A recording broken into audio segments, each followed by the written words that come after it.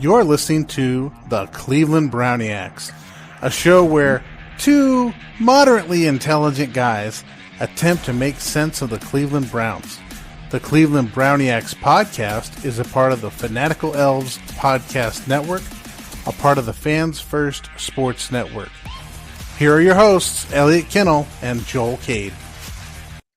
All right, everybody, welcome back to another edition of the Cleveland Browniacs. I'm Joel. I'm here with Elliot. Say hi, Elliot.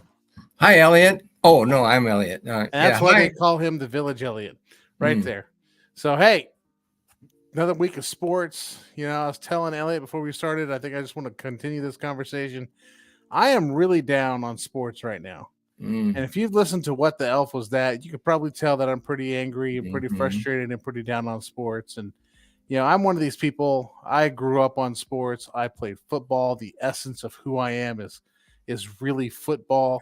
You know, on a personal note, when I was a little baby, my mom always told me that when I was a little baby, I would always be happy when I had a football. So if they ever needed me to like take a picture, they'd give me a football. I always wondered why, as a little kid, I always had footballs in every picture. It's like that was the only way they could get me to smile. So I guess I was always in the mood for a ruckus or something, and I would just smile if I had a football. So football is at the core of who I am, and I'm kind of going through the blues of why the heck should I even watch this anymore? Well, yeah, that's a difficult question to answer. Now, certainly there are other productive things you could do besides watch sports. You could do self-improvement. You could go see a movie. You could mow the lawn, except that it's starting to snow, but you know, you could do things that would clean up the dog poop out of the backyard. Yeah, you could do that. You could do all kinds of things that would be very productive that don't involve sports. You know, you're an adult now, you're not a baby anymore, and you maybe you do need that football in order to be happy. Maybe that is part of your internal programming that you cannot change. You may not have control of that part of your life. Maybe I'm just wired DNA to be around football. That's possible. You know, I guess if I'm going to be around football, I'd just like there to be, I don't know, some sense of this is an actual competition and not just a show. I think football has degenerated on so many levels into like the entertainment industry. And I just kind of miss football games. You know, people line up and play football games. Instead, we were talking about, I mean, I'm looking right here at my Echo Show beside me, and it's got a picture of Travis Kelce and Taylor Swift. And like, that's what football is anymore. Well, I'm happy to have Taylor Swift attend football games. I have no problem with that. I find that very entertaining. I like being entertained. I have no problem with that. So that one I'll challenge you on. I don't have any problem with that. I guess what I have a problem with, really, ultimately, it's the inability to enjoy football for the sake of football. And it's all about the ability, really, to predict the winner of the Super Bowl in advance. You know, people are unhappy. They won't watch football unless they believe that it's going to lead to the Super Bowl in February. Like, for example, I can't stand people from ESPN that continue to comment on the New York Jets season as if they're, you know, what are we going to do to win the Super Bowl this year? Well, you're not going to win the Super Bowl this year. That doesn't mean that you can't enjoy your team or you can't enjoy football. Now, I'll give you an example of what I do. Because I am an addict, I'm not going to make any apologies for that. And it's not something that I'm going to be able to give up, or I intend to give up at any point in my adult life. I go watch semi-pro football. We have a great league in Xenia, Ohio, and there are two teams that line up and play at a very high level that are not going to win anything. They're not making any money. And they just line up and they play football, and I like watching them play. I don't really know why. It has nothing to do with designing rocket ships or nuclear reactors, which are things that I've done and continue to aspire to continue in my professional life. Football doesn't really directly impact that, but I like football. I have since I was in elementary school, I guess, since I started to increase just a little bit of male hormone, it just something that we did. I really did play in a gravel lot, tackle football with my friends. We did it every day. And it's just, we weren't going to the Super Bowl. Now I had, a very inflated idea of how good that I was. I was a, really bad player, but I didn't think I was at the time. Well, I'm just gonna say this. I enjoy watching football because I enjoy the strategy of I enjoy watching how offenses attack defenses, how defenses attack offenses. And I've learned that not everyone has an intuitive grasp of football like I do. I don't know if it's just because it's, been ingrained in my system since I was old enough. I mean, when I was in first grade, I tried to walk onto my sixth grade football team. I mean, that literally happened. I tried to walk on the sixth grade football team and told I had to wait, and I like cried all the way home. You know, so football is just kind of There's no crying in football. well, in first grade when you couldn't play with the sixth graders, they were like, "You're gonna get hurt." And I was like, "Well, let's go find out."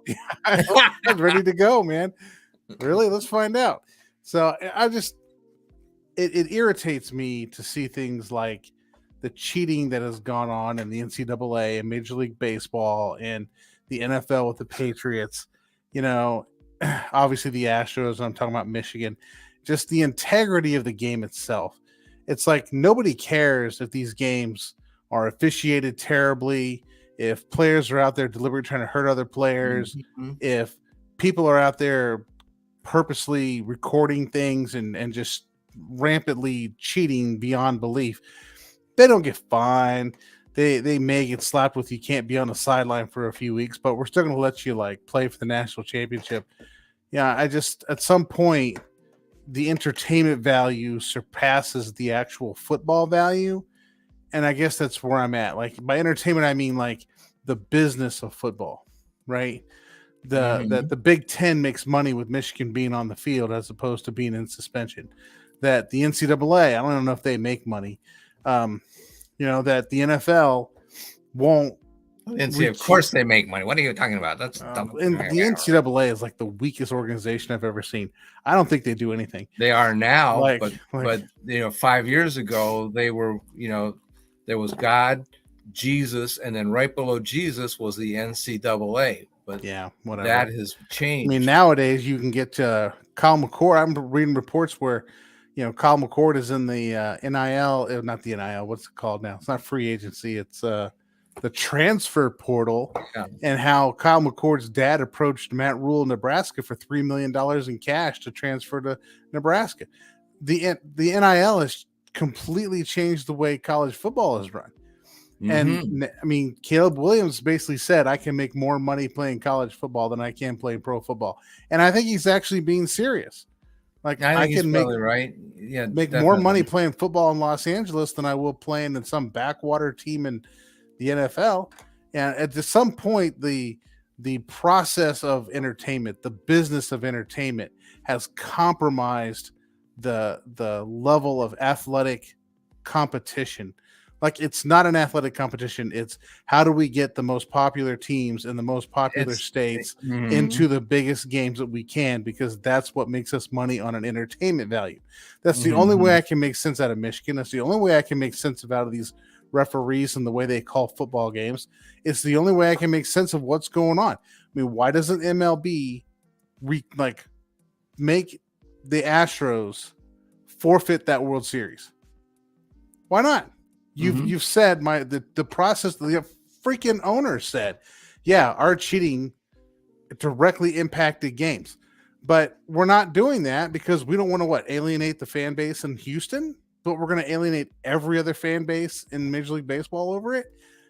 I just think dollars talk too much right now. Too much. The line has shifted between let's market a game to let's make money, and if we have to compromise the game in the process of making money, that's what we'll do. Yeah, no, I think that's certainly true. It's an athletic competition, but it's also a beauty pageant. And there's certain, I guess baseball has really kind of lost its appeal for me because so much of it is about the financial skill of the owner at raising large sums of money and going out and paying for this free agent or that free agent. And I'm not really, that impressed by acquisition as part of the athletic process. I really just don't think that's football is much more interesting. NFL football is much more interesting because they at least have a salary cap, and there is really quite a bit of science in putting a team together. I think football is the most complicated game, the most difficult game in the world, even despite the fact that the commercial aspects do tend to usurp the athletic competition to a great degree. I would say that you're absolutely right that the commercial aspects dwarf the athletic aspect, and it's not in any way pure sport. I'm going to watch it anyway just because I find it's entertaining. I'm not obsessed with winning the Super Bowl per se. I mean, I think that should be the goal of every player. I'm not going to be that depressed if the Browns don't win the Super Bowl. I just really am not. Well, I'm agree with you. I'm not going to be depressed either. I would just like to turn on the TV every week and think that all things being equal, the better team on that field is going to win. And the problem is not that all things are equal. I don't think it's stacked up to be equal. I think it's a matter of it's not okay. Let's find out who wins this game. It's let's orchestrate who wins this game. There you go. Or another, because that's what's going to make us the most money as an ownership group, or as I think it's more network driven. I think networks look at this situation and say we need people like Dallas and the Giants and the Jets. They talk about incessantly. I have no idea why, because they're in New York. Right, and people watch them from New York, and that's their base. Best ratings if they talk about New York teams. It reminds me of when I lived in Chicago. I lived in Illinois for a long time, and the capital of Illinois is in Springfield, which is like not Chicago. Okay, and everything is voted on through direct by it's just basically if half the population thinks this should happen, that's what it is. It's not like a electoral college system like on the federal level. Mm-hmm. So essentially the city of Chicago runs the entire state of Illinois. Okay. So when I was there, Mike Blagojevich was going through all of his stuff. He had Barack Obama. And I'm not talking about all the politics of all this, but Illinois politics is shady as crap. Okay. But Blagojevich said, look, I'm going to set up the government in Chicago. I'm not even going to go to Springfield. So he set up the governor's office in Chicago because that's his fan base. That's his voting base, right? This is what's happening right now. We're just going to change the way things run to serve the bases that actually serve us. So if you are ESPN, why are you not marketing LA, Chicago, New York, Dallas? Pittsburgh's in that one because a lot of people in Pittsburgh watch football. Why are you not just doing that? And I think they're doing the same thing with Cleveland, right? Cleveland fans really react to negativity. Whatever we like it or not, that's what they react to. So if you get on national media and you start being negative about Cleveland, you're going to get that fan base to react and to tune in and to give you clicks. And I think that's all that's happening. That's why we see all the stupidity all the time. Mm-hmm. That's an interesting theory. I think that's very possible. So I've got the football blues. Yeah, I think to further compound this was TJ Watt's crap this week. Right, this guy comes out in a press conference. I like TJ Watt. I think he came out in a press conference, okay, and said, "I'm being held. They're not calling it. The NFL got something going against me." We're talking about TJ Watt. Yeah, that should be beneath him. What in the world? Yeah. My point is this: we watch Myles Garrett every week. Same thing. Almost get his head ripped off every week. We've seen his helmet literally ripped off of him, arms around his neck like they're choking him to death.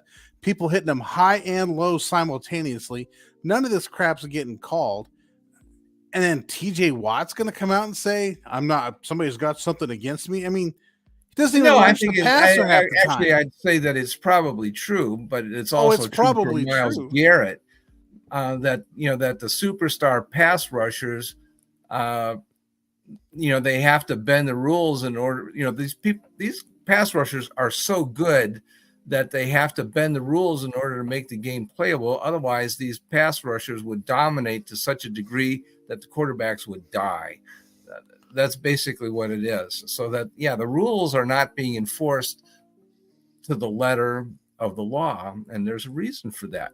These defensive ends are so good that they're disruptive, and the officials have decided, it's a conspiracy, you can call it that, but they're just not going to enforce holding the same way that they would against a normal human, quote unquote, normal human being. They just don't apply to obviously mere talents. It's the not logic, fair.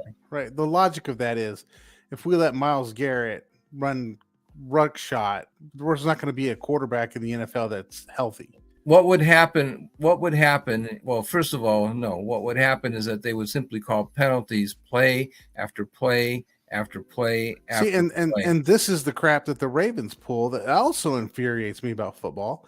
You get a team out there that realizes that an official is not going to call a penalty on you every single play.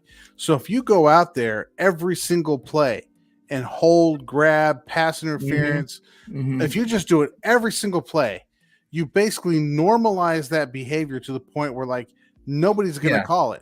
I mean, that's the kind of crap that comes into football nowadays. Like, this is the kind of crap that should be eliminated from the game. Okay, now that's true, but it's hard to do. The thing is that football violence is so spontaneous and so prevalent that it's very hard to regulate and say what is going to be a penalty and what is not. Very hard to do that. But definitely, I agree that Myles Garrett is held on every play, and you could call it on every play. TJ Watt is also correct that he's held on every play. I don't know that holding a press conference is going to do anything about it except get him laughed at. I don't think that's really what he wants. He'll get him fined. Maybe. I mean, if he was a normal person, he'd get fined. Well, actually, if you're going to criticize the referees, that is a fine. He should be fined for that. He won't be fined. Come on. Well, he should be fined. No, so should the Broncos players. That is against the rules to criticize the officials. If you accuse them of having a conspiracy against you, that is criticism of the highest order. He should be fined, not only for breaking the rule, but just for being dumb. I mean, my God, he'll be fined. You can't say that kind of stuff, even if it's true. Yeah, he'll be fined because what he's done is he's planted a seed in the head of the fan base that things aren't on the up and up. They don't care if things aren't on the up and up. They don't care if people get held, speared, injured, people are cheating. They don't care about that stuff. What they care about is whether you or I think the game is unfair, because then we'll stop watching. What they need really is, this game is controlled by what? Gambling, and they want the rules to be consistently applied rather than fairly applied. And we know consistently that Myles Garrett and TJ Watt are not going to get the holding calls that they should be getting, but it's going to be consistent from week to week. You're not going to suddenly see that, we're going to call a holding on every play now. That's not going to happen. I think it's ridiculous that how long's TJ Watt been in the league? About 35 years. And he's just now figuring out that. I think he was in the same draft as Garrett. He drafted in 2017. I don't know, but I think he was late in the first round. Is he really just now figuring out that people aren't calling holding on him? Yeah, it's pretty ridiculous. No, it's ridiculous on a number of levels. It's taken him that long? He cannot criticize the officials by rule. So he's out of line. The NFL is obligated to fine him, and plus they have to defend the officiating. All they can really ask for is that they apply the rules consistently from week to week, even if they are grossly unfair, which they are. I think these guys are so good they're so good that in order to make the game playable, they have to not make as many calls as they do. That's basically the rationale. You can't Yeah, call. it's just What if you called holding on every play? it's How just good of a game would that be? Yeah, this is like the point I made about the Ravens, right? If you call like they defensive hold, their defensive linemen grab offensive linemen so their linebackers can run free and become like all pro. It happens all the time. Their Well, corners will just grab wide receivers coming off the line of scrimmage. You can't call it every play, and then anytime it gets called, you act like they killed their firstborn son or something, okay. Now, and like what's you can't call it every play. inconsistent? What's inconsistent here, following your train of thought, and I'm not really expert enough to comment about who's. I generally agree with that, although I haven't really made a systematic study of it. But the Ravens should be the most penalized team in the NFL if they're committing the most penalties. Now, they may not be penalized on every play, but No, they should it's just be another most example. penalized if they are committing the most penalties. Now, that part It's just another example is of fixable. teams. It's just another example of a team living in the gray, right? They understand where the rule book is, okay, and what you should do to run a fair game. They're They exerting also influence. understand that the officials can't sit and call plays every play. Can't call penalties every play. So what they do is they normalize being doing penalties. So if you call a penalty every play and then you don't call it, then you call it the next play, the corner or whoever's going to come to you and say, why didn't you call that the last play? And then They're- Harbaugh's going to go over there. You've let us do it all game. Why don't you call it now? Right. So that becomes the argument. Like you didn't call it before. So why are you going to call it now? And then in the end, you have these teams living in the gray. Now, if every team were to live in the gray, then you'd have to have some situation. But you get a team that actually tries to go out there and play football by the rules of football. And it's like law and it's like life. Law isn't there to catch criminals. Law is there to keep honest people being honest. If you're an honest person, the law tells you how to be an honest person. But if you're a criminal, you don't care about the law. You're going to push every aspect of that law you can. And we have teams like the Ravens that do this. We have the team like the Steelers that do this. We have other teams like the Patriots that do this. Right? At least they used to. I don't know if they do anymore. But they're always riding that. if they are, but Do what? it ain't working if they are. Well, that's what the Washington Commanders said when they were accused of paying officials, right? Oh, it didn't get us very far, did it? You know, like that's not even an answer. You know, and you got the teams like Michigan, another Harbaugh team that's like pushing the gray line of all these rules because they're not honest people and therefore they're not going to follow the law, which functions to keep them honest.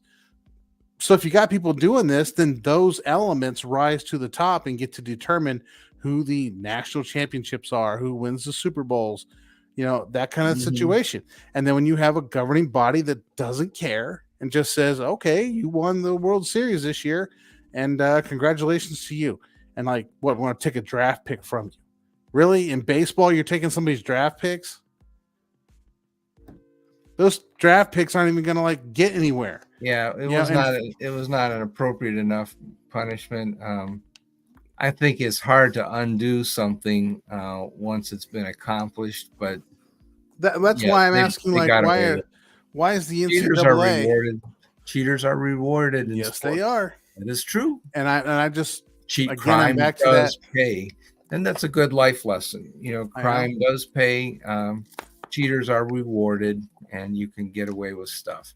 And I mean, if I was an NCAA head coach right now, I'd be calling up this Connor Stallings guy. Is that his name? I'd be calling his booty up like, hey, you got anybody else? Get anybody else I can get out here to steal signs? Because like clearly if I go out and steal signs, I'm going to get paid more. The program's going to have more prestige. They may catch me and kick me off the sideline for a week or two. But in the end, I've made money for the university. And now the university is going to reward me. And if this one won't, there's another university somewhere that wants their program risen to a prominent level. If I can take a program from 500 by cheating to college football playoffs, then the school's going to do it. Yeah, you know, I guess the thing is, though, sign stealing is legal, though. It's the point. Well, not the way they're doing it. Yeah, I was going to say, it's the point that they snuck into the stadium when they weren't supposed to be there, and That's the part that was illegal. It wasn't the stealing of signs. It was the circumstances by which they obtained the opportunity to steal signs. But if you steal signs on game day, or by legally obtaining videotapes of practices or whatever, I think that's okay. There's some unwritten rules of baseball that you're not supposed to steal signs from the catcher and stuff like that. And I think, well, who writes these unwritten rules anyway? Well, they regulate that themselves. If a catcher sees you trying to look down to catch the signs, they throw the ball at your head. Well, so they regulate that. But then you got situations like we'll the throw Giants. the ball at the catcher's head. I think that's part of the game, that you need to cover up your signs so that people can't figure them out. I can agree with that to an extent. Okay, I really can. Like, there is no rule. Why are these people so stupid that they use the same signs every freaking week in and week out? That's just one's the fastball, two's the curve, and three's. Hey, let's fool them. Two's going to be the fastball, and one's the curve. They'll never guess that. Well, they've got it gone to their whole head thing. But remember that Bobby Thompson shot heard around the world when the Giants came back and beat the Dodgers. You may not remember it. I wasn't alive. I think it's way back in that old, but I know all Don Newcomb. The guy hits the home run. They all came out. These Giants players all came out and admitted that they had somebody in center field with binoculars looking in at the catcher's signs and signaling that to the players. Like, Bobby Thompson knew that a fastball was coming when he hit that home run. And that's how they went from the bottom of the league, or wherever how many games they were back, up to winning the league. 13 games behind. 13 games back. 13 games, I think. They were only 13. And they won the division. Like, that's how they did it. They stole signs. Division? There was no division. Whatever it was. League. They all admitted that this is what they did. They stole signs. And then Don Newcomb spends a lot of his life depressed because he gave up this home run. Well, the other people are cheating.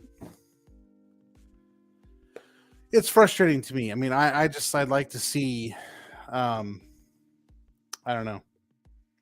I just hate the way money has corrupted the whole situation, and it's worse than it used to be, because now people realize we can craft or manipulate or change the conditions of certain games. Mm-hmm. We're going to let some teams spear other people because we want them to be hurt so that they lose the game, so the more popular team gets to play in the next playoff game. And it's networks working hand in hand with leagues, to put all this together. I mean, I can't prove any of this. It's what makes the most sense out of what I'm watching. Yeah. What I'm watching makes sense by that explanation. In the martial arts, which I know you're a practitioner of, back in the day, there was a samurai code, by which you did not, disgrace the honor of yourself or the school by cheating. That you just didn't do that. Right. But now, you pretty much do. Well, we got to take our break, man. Let's take a break. Let's take a break. I don't know what we're coming back to talk to after this, but I rest assured it'll be interesting. All right. Hang on.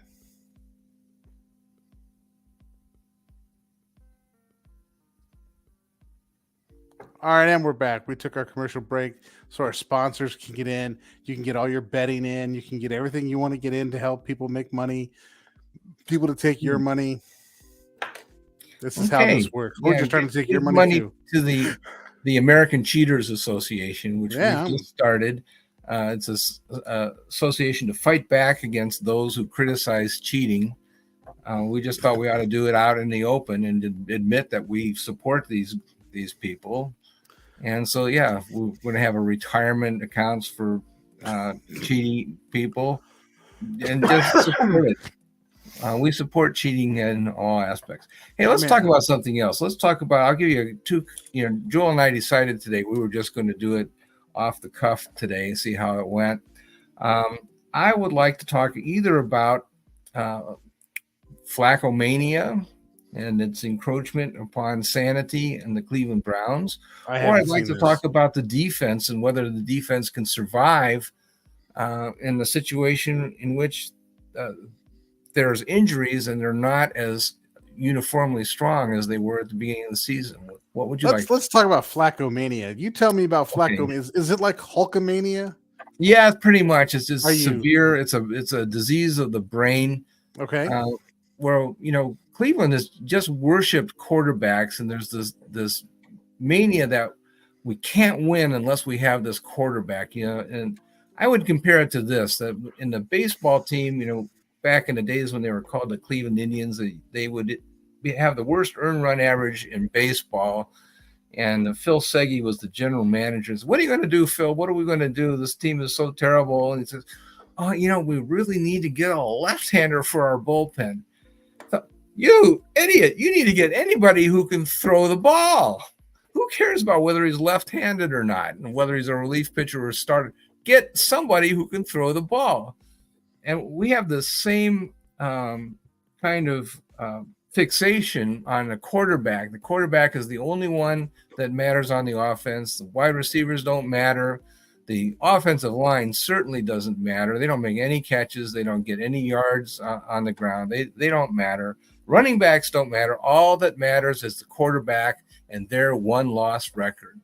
And a lot of the fans are just ready to dump Dorian Thompson-Robinson. He's had, 3 starts in his career? Mm-hmm. And he only won one of them. So let's get rid of him. Sit his ass on the bench. We've got Joe Flacco. Oh, we have Joe Flacco. And for those of you who can't see, the heavens are departing. The sun is coming down, and the Hallelujah chorus is being sung. It's directly into Elliot's ears. Just saying his name just makes me feel better. And what did Joe Flacco do? He threw for 240 yards. He put the ball in the air 44 times, and he completed more than 50% of his passes. Only had one interception when he threw a deep ball inadvisedly. And we just think, oh, he was just so good that it's time to get rid of our young quarterback and turn the ball over to this guy who has won a Super Bowl 15 years ago or whatever it was. And, I'm just not there, man. So the Flacco mania is we need to start Flacco because it's an irrational desire to journey into a new quarterback. There's we got a new quarterback possibility, and so we're going to jump on that, and we're going to abandon a guy that we believed in after months of study on the problem in the summer training camp. I think this just comes down to Dobbs could be traded, but the thing is that nobody had any film on Flacco and the Browns until the first half of the game with the Rams. And after they had that, the Rams were able to stop him. And I don't know. Okay, all right, let me jump in on this now.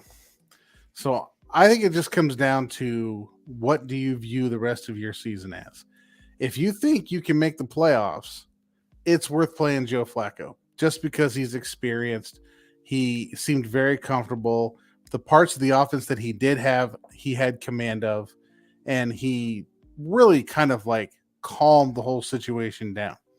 So I do like that part of it. Now, if you're like, well, our season's a wash, let's just prepare for next year. You want to throw Dorian Thompson-Robinson in there because you need him to be ready to go for next year. You're not keeping Joe Flacco. Joe Flacco's not replacing Deshaun Watson. I don't know whose dream that is, but that's not happening. So now that is an advanced case of Flacco mania. That's not happening. You need to be hospitalized if that's where you are. Yeah, that's not happening. So, I mean, right now you're still in the playoff hunt. It may be worth it to start Flacco, but I mean, to your point about the first half and the second half, Flacco's maybe understands 10% of the playbook, maybe. And they're running a lot of outside zone offense, right? They're not doing the spread them out and throw the ball over the yard situation. They're handing the ball off in outside zones. They're running play actions off that. They're running rollouts, right? This is the outside zone offense. So teams know what that is. Teams know what you can do to stop that situation. And if that's what you're doing and you figure that out in the first half, it's pretty easy to adjust to this is what we got to do to stop this situation. So I'm hoping if they start Flacco next week, he will have a bigger command of the playbook and therefore could open the offense up a little bit, which would make teams be more honest than the Rams had to be last week. Yeah, well, see, I think that DTR is extremely well prepared because he had 5 years at a major college school. I think that he's, as a backup quarterback, he's the person that's best prepared to win right now with the Cleveland Browns. I don't believe that we're preparing him for next season. I think that's Deshaun Watson's season. We don't really want him, Dorian Thompson-Robinson, to play. But if you want Dorian Thompson-Robinson to be effective, he's got to get in there and put in his 5-6 games before he gets used to the NFL speed. That's just professional football, right? Mm-hmm. He's got to have so many games under his belt before he gets comfortable. Okay, so if you think you're going to make the playoffs or have a chance at the playoffs, you can't put DTR out there, and expect him to carry the team into the playoffs because he can't. I mean, he's still adjusting to the game. This is like CJ Stroud week 1, week 2, and week 3. He's not CJ Stroud of week 12. He's CJ Stroud of week 3 and week 4. Mm-hmm. Right? Yeah, well, I think really this team is going to make the playoffs based on defense, not on offense. And I think that what I think is that the guy that has had the most experience with the playbook is the guy that's most likely to hang on to the football, if in fact the coaching staff allows him to do that. Now, if you decided that the quarterback has to throw the ball 44 times a game in order to win, I just don't think that this is going to end well no matter who plays. I don't know that they can beat the Jaguars by throwing the ball 44 times. Well, you can do that with Deshaun Watson. Well, you can't right now because he's not on the team. He doesn't have a shoulder right now. So. But I really think it was crazy to have a guy that's been on the team for a week and a half and have him put the ball up 44 times. I think that they're lucky that they didn't get more turnovers by doing that. I think that there's a chemistry problem between a new quarterback and the receivers that was going to take a couple weeks to get fixed. Yep. I don't know if we can afford to wait a couple weeks while Joe that same issue with DTR. I think we've been through that. That adjustment period is further along with the rookie than with the veteran. Frankly. I think it is further along right now with DTR. You give it one more week, it'll probably be about dead even. The longer it goes, the more that it would make sense to turn to Flacco. I agree with that. Yes. But if DTR can go this week, he should go. But I also think that they need to really change the pass to run ratio to something reasonable. I'd like to see the power running game. Convince me that it won't work before you. Well, I think you go back and watch the Rams game. It'll convince you that the power run and the outside zone won't work because it didn't work. First down, they get 2 yards. Second down, they get 2 yards. Third down, they're in 3rd and 6, 3rd and long. I mean, that was a pretty consistent theme, until they decided, okay, well, first down, we're going to have to throw the ball because if we line it up and run it, we're going to be in 3rd and 9, which is what they were doing all game. So that's how you end up throwing it 44 times is because the running game, they're selling out to stop the running game. And then you've got Flacco, who's doesn't have that rapport, who's rusty because he hasn't played in God knows how long. But the signs of him being a good quarterback are there, but they're also the signs of why he was unemployed are there. So, I think some of the connection would be better week 2, week 3, week 4, but given the fact that Deshaun Watson's hurt, this is what's hurting our season. That's what it is. I mean, even the holy grail of quarterbacks is getting benched up in Minnesota. So, okay. Wait, who's getting benched in Minnesota? What's his name? The guy we traded away to Joshua Dobbs? Yeah, Dobbs was getting benched in Minnesota last I saw. Really? Who do they got to replace him? Not Josh Dobbs. I think that's what it is. It's either Josh Dobbs or not Josh Dobbs. Interesting. Well, yeah, I guess what I would say is that no matter who they have, this team is not going to win because of the quarterback excelling and out pitching the opposing quarterback. I think that it's going to be a defensive team, and I think that they're going to win by not turning the ball over on offense. I don't really care if they get stopped and have to punt. I don't think it's a bad play for this team. And I think if you continue to have faith in the run, even if they stop you, I think you'll start to see payoffs in the second half. Well, you're going to have to at least get 1, 2, or 3 first downs a drive. You need to get some first downs. So yeah, you're going to have to get some first downs every drive. You probe the other team. You can't run right. You can't run left, and you can't run up the middle. Then and you're going to need good special teams play. You can't have Prochet out there letting the ball go to like the 2-yard line. Goodness. He needs to catch the ball. Yeah, we do need to have just catch the ball. We need to excel at special teams. Absolutely. Yep. All right, Elliot, I think we're running up on time, man. Okay. So, good conversation today. Thanks for listening to me gripe about like crap that's bothering me. I just think the monetization of this game is out of control. And it irritates me. I just wish they would pay analysts the same as they pay the athletes. That's what I would like to see. Let me throw this at you. Here, I've got a stat for you. I just looked this up. Speaking of power running game, Nick Harris played 3 offensive stats against the Rams. And I wanted to run him up the middle, play after play after play, and prove that they could stop him before giving up on Nick Harris? Like, he's not a running back, right? He's a fullback. I wanted Nick to block. Harris is a center. He's also the fullback, my man. That's why they put an offensive lineman at fullback. I mean, like, he's an offensive lineman. There's no way he should be touching the football.